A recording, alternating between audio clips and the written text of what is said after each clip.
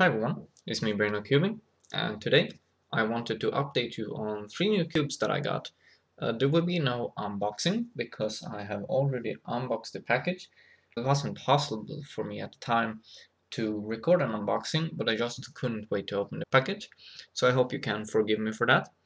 The package comes from zcube.cn, a store that I like a lot, as you probably know.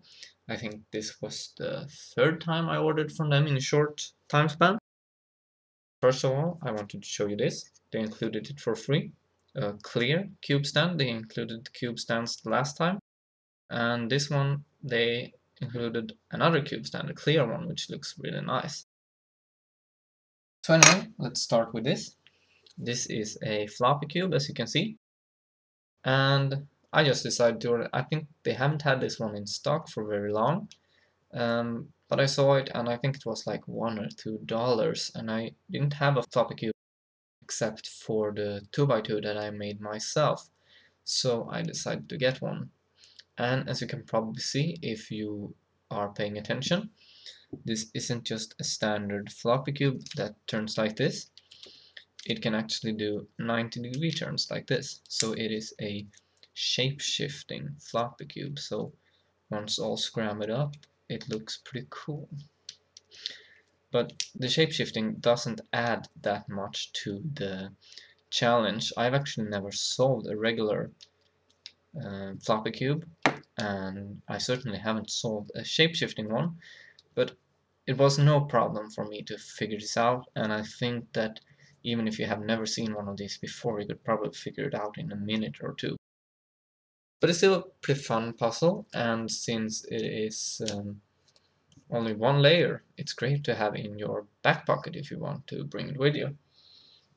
The next cube that I got is this, an axis cube. Finally, this is one that I've been wanting in my collection for quite a while, and the reason I haven't ordered it yet is because, well, I wanted to order it from ZCube. They had the best price, but they only had the off-white version from YJ, and I wanted a completely white one, or even better yet, a black one, because I wanted a black axis cube.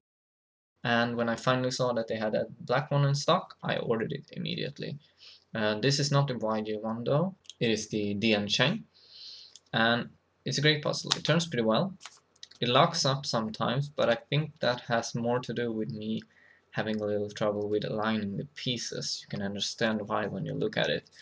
And there isn't really any problems with the quality as far as I can tell. It's a great puzzle. I think it was like $6 or $7 or something. So great price and a great fun puzzle. As you probably know, this is a 3x3 shape mod. A lot of people say that this is the hardest one, but I would actually like to disagree. I would say that the Master Morphics is a little harder. It wasn't a big problem to figure out how to solve this one. I guess if you have no experience with shape mods, then it will be a lot trickier. But as you probably know, I like shape mods and shapeshifters, and so this wasn't a big problem, but it was a very fun solve, and I solved this one pretty often. I think the hardest part was to wrap my mind about where the pieces should go and how to turn it. But once I got it figured out, it was pretty straightforward and it didn't really bring anything new to the table. But it's a great fun solve, and I'm having trouble to decide if this is my favorite shape mod or not. I think it is between this and the Master Morphics, and I can't really decide which one is my favorite. But this is a great puzzle, and if you like shapeshifters and shape mods, I really think you should get one of these. And the last one I got was this one. This is a 3x3, a really cheap one. I don't remember the exact price, but it was just a few dollars. And the brand, as you can see, I don't know how this is supposed to be pronounced, like QiYi or something like that. I tried to get my Asian pronunciation correct, but this was a really tough one to pronounce. It is, by the way, the same brand as this one. And the cube itself, it doesn't say on the box, but on the website it said that it is called Hei-Manba. I have no idea if that pronunciation is correct. It doesn't sound correct, but that's how I pronounce it. So let's just take a look at the cube.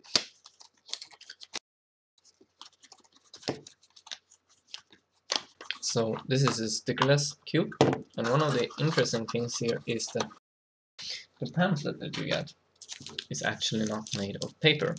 It's made of very thin, glossy plastic.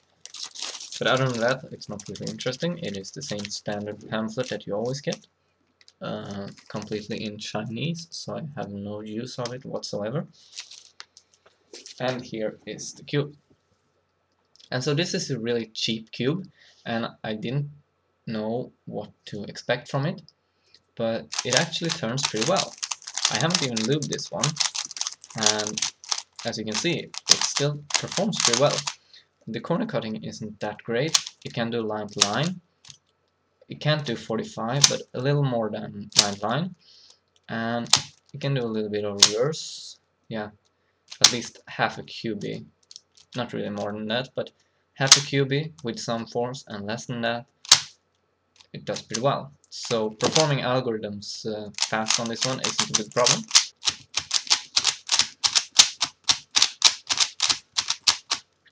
And it has a great feel. It has a very block feel, and I'll show you why in a minute. It has a pretty crunchy feel, you can probably hear that, and the speed is decent. And so let me show you what it looks like on the inside. It looks very familiar. You probably recognize this.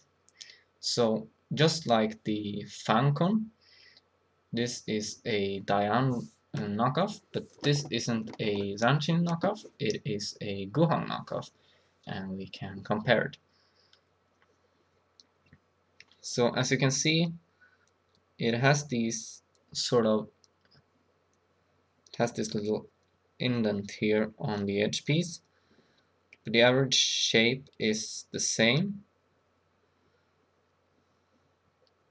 Again, it has this indent here, and overall you can see that it's much blockier, but it's definitely a GuHong knockoff, I'd say, but a lot blockier, which is why it has that blocky, crunchy feel. And also the torpedoes are much smaller, but also much sharper. As for the corner pieces, again, very familiar. Looks almost identical. I think the stop is a little thinner, but I don't see much of a difference. It looks more or less the same. The base is a little smaller, and it has a slightly different shape, but it's very obvious where it got its inspiration from. And finally we can compare the center pieces, and you'll see that the Hei-Manba has a much blockier centerpiece. So this is pretty much a cheap GuHong knockoff that is much blockier. And I know that some people say that the Fancon actually performs better than the Senshi. I wouldn't say that that's the case with this one. I would say that the GuHong version 2 performs better than this one. But this one exceeded my expectations, and it performs a lot better than I would think, and it's only a few dollars. So if you are strapped for cash and you want a pretty good speed cube, then this is one alternative that I think that you should seriously consider if you're not minding buying knockoffs, because it performs well. It's not the best out there, but I think it would be good enough for at least an intermediate cuber, and I have been able to get my normal average times with this, so it certainly isn't a bad cube, it's just not the best. But the value you get for the low price you pay is certainly worth it if you're looking for a cheap but competent speed cube. So that's that for today's video. I hope you liked it, and if you did, please hit the like button or drop a comment, and I'll see you next time. Bye!